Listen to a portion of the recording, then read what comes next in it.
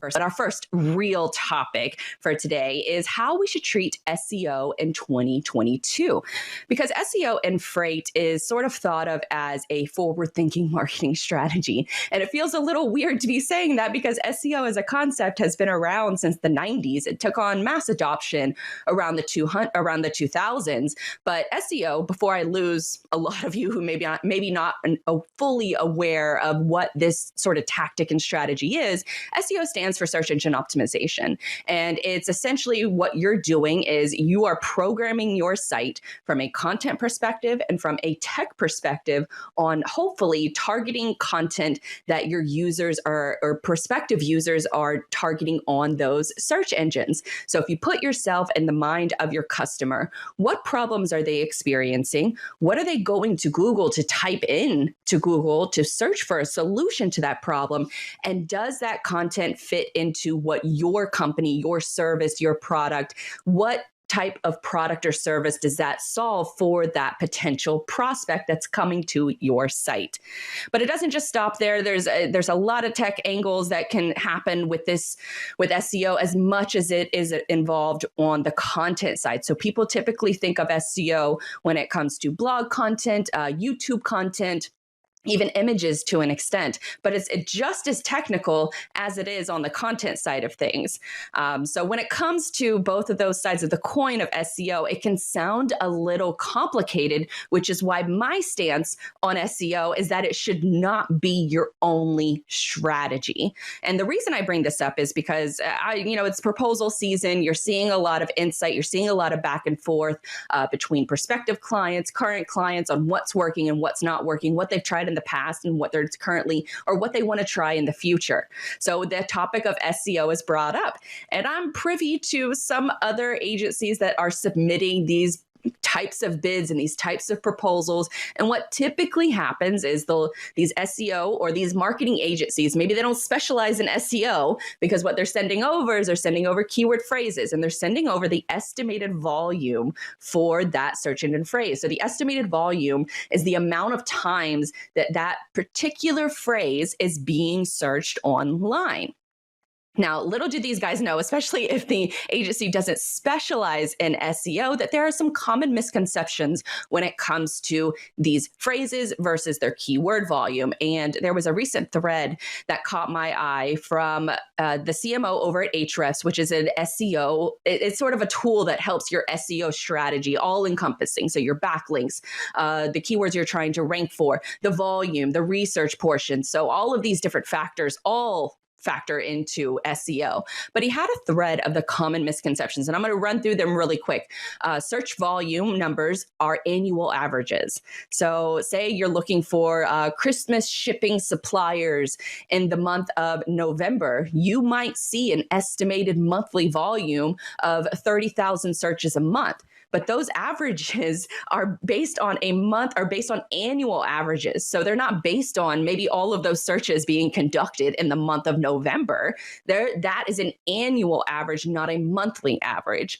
Not all searches, next one on the list is not all searches result in clicks. Have you ever searched for something on Google and then you found the answer right on Google? You didn't even have to click through the article. So that's another thing to keep in mind. Also, advertisers might steal your clicks. If there's a particular highly competitive keyword, you can just skip all of the other organic results and you can just pay for that first the 5 results on Google are usually paid. So that's another one to keep in mind. And then also search volume numbers aren't particularly accurate.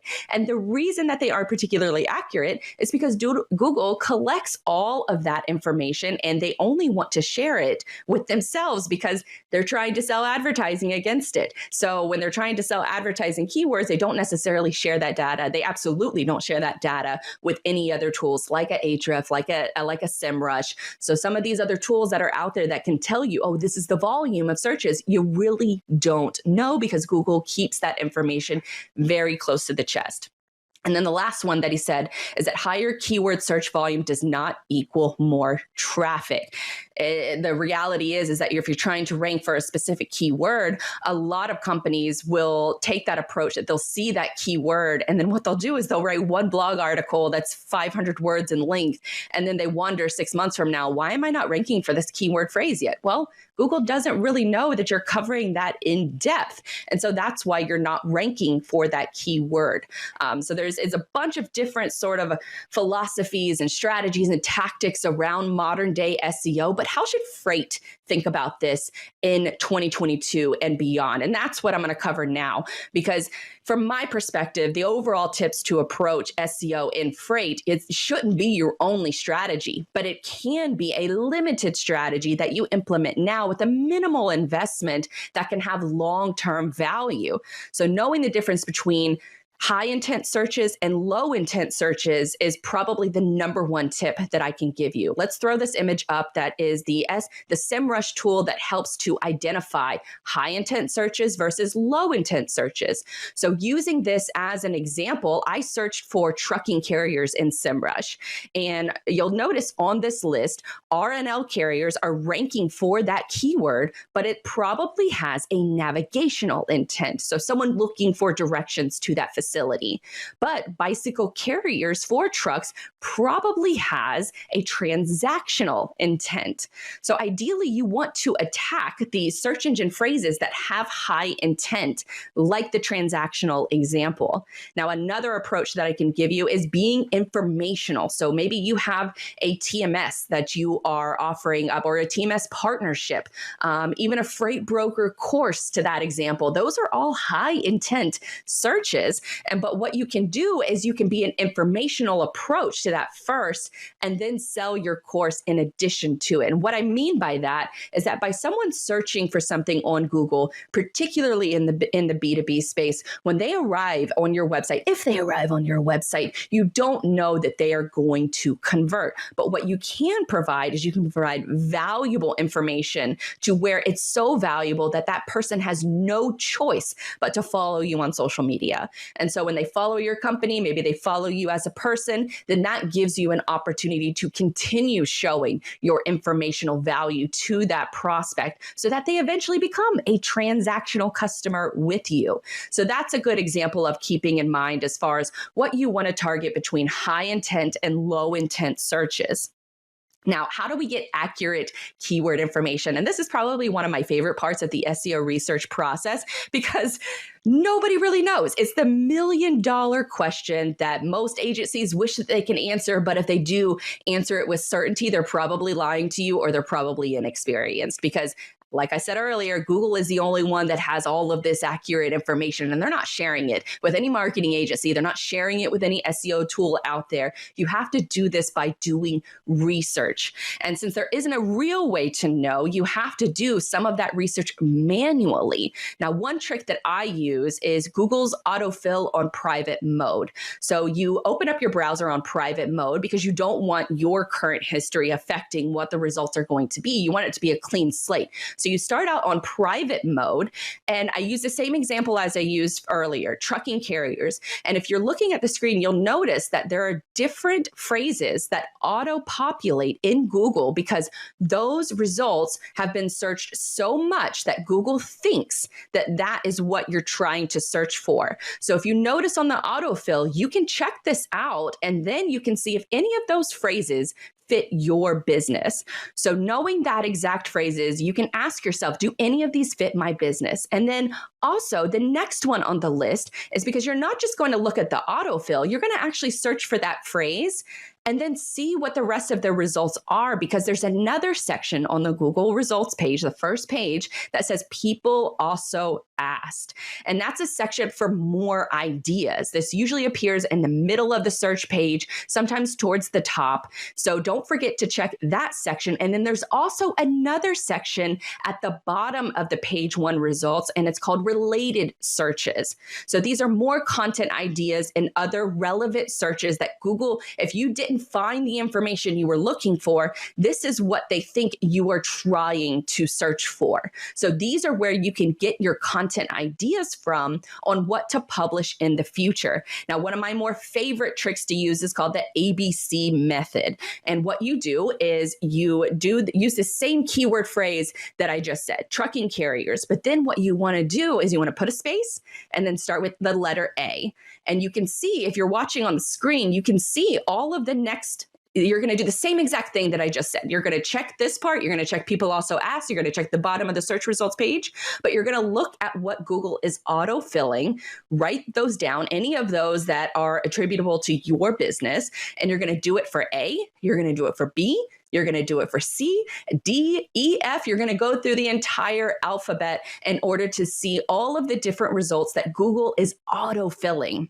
Now, this gives you insight as to if that phrase is being searched enough, Google is going to list it on the autofill, or they're going to list it on the people also asked section, because those are the phrases that they think you're trying to go for that you haven't found yet. And so that's where your company can look at those different phrases and then be able to pick and choose which questions that are being asked, which phrases are being used. And then that way you can take whatever is applicable to your business, and then you can make a giant spreadsheet, and then you can take that content, because the next step is taking those phrases and those keywords and then making a list of how you want to target them. So the way that you want to think about targeting them is focus on where it makes sense, obviously, the high intent versus the low intent.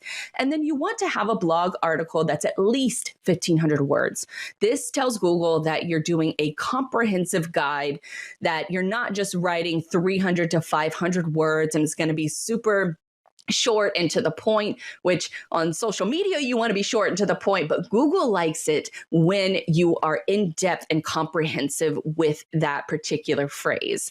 So a blog article that's at least 1,500 words. You also, if that's not really your style and you don't really want to hire a writer to write 1,500 words, what you can do instead is answer that same question on a YouTube video. YouTube is the second largest search engine on the planet.